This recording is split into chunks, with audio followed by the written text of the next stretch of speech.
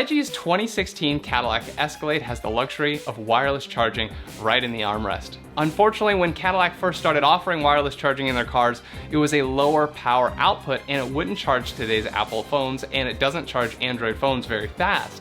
In mid-2018, they started using the Qi charging standard, which does charge Apple phones and charges Android phones great. If you have the older charging unit, you can upgrade it so that your phone's gonna charge as it should. If you have a 2018 and you're not sure which one you have, if you have the hump and the charging mat, you definitely have the old charger.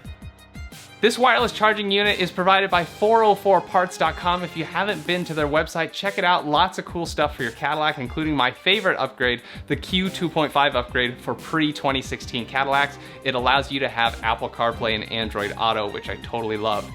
Also, if you have a Q system that has the wireless charging built into the storage compartment, I did a video on that as well, so you can check that out. Link in the description, also right about here.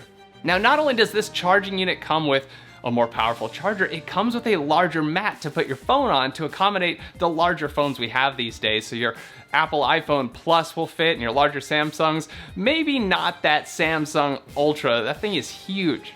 But the installation is super easy. I think anyone can do it, and I'm gonna walk you through it right now. For this procedure, you'll need the following tools. You'll want a T20 Torx bit, and of course some way to drive it, whether it be manual or something like my Ryobi 4-volt power screwdriver. I love this thing, compact and powerful. You'll also need a plastic trim removal tool similar to this. You don't want anything metal. Alright, to get started, we first need to remove the rubber charging mat. This can come up with your fingers, but I found it easier just to use the plastic trim tool to get an edge up and lift it out. It's not clipped in or anything. Set that aside, you won't really need it anymore unless you have a smaller phone. Under the armrest, this panel is held in by 6 metal clips on the sides and then 4 more slightly inside. We're going to remove it by getting the plastic trim tool in between the leather and the plastic. Use your hand to assist in popping those clips loose. Now, I'll admit, I tried this first before filming and it was definitely difficult. It felt like you're gonna break something, as it can with these type of clips.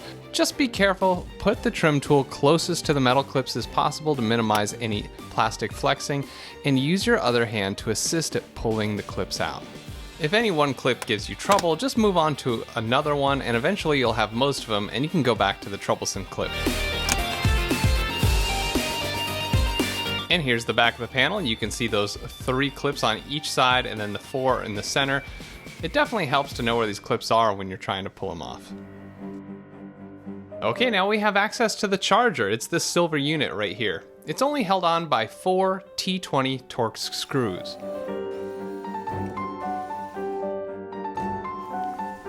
Once you have all 4 screws out, be sure to hold on to the charger so it doesn't fall. And then we need to remove the electrical connector. It's this white one, and you just press on the clip and pull it straight out. Pretty easy. Okay, you won't need that anymore. Let's get the new charger now and reconnect it using the white electrical connectors.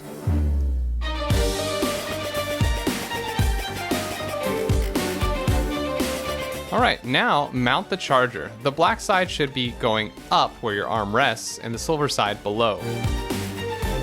Then install the 4 T20 Torx screws that you removed earlier and tighten them down. Now the cable's a little longer, so you need to sort of route it so it's out of the way of any of the clips.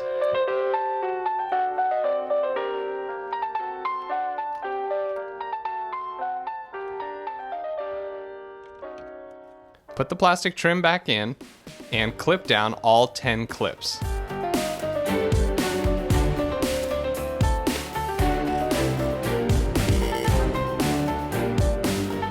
Once they're in, you should be able to smoothly close the armrest. If not, double check the trim.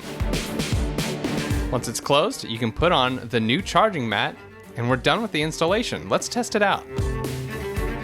Just put your phone on and look up at the Q console, and you should see this green indicator by the phone symbol. This indicates that it's charging.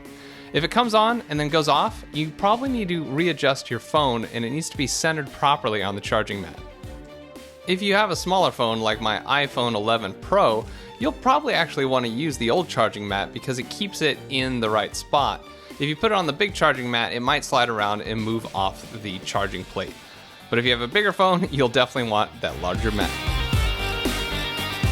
All right, that's it for the wireless charging upgrade in your Escalade. You gotta have wireless charging to do the upgrade in the first place. Remember that. It's pretty easy, right? Also, we found out some really good news. The wireless Apple CarPlay dongles I tested in another video, well, they didn't work so well in my Cadillac, and it seems that they work or don't work in many different cars. You just never know. But we tested one with the latest software, and it was working well in his 2016 Escalade.